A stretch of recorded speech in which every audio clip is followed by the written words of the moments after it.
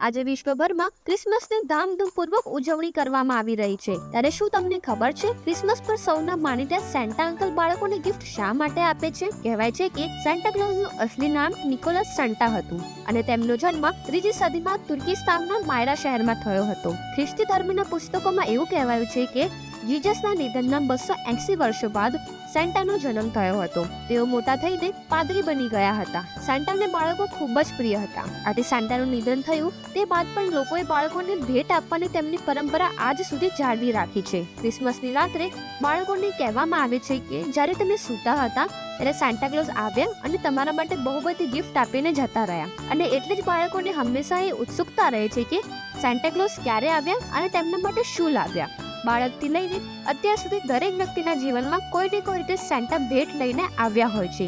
ત્યારે ક્રિસમસ પર તમારા જીવનમાં લોકો તકો અને ખુશીઓની સેન્ટા બનીને આવે તેવી શુભકામનાઓ।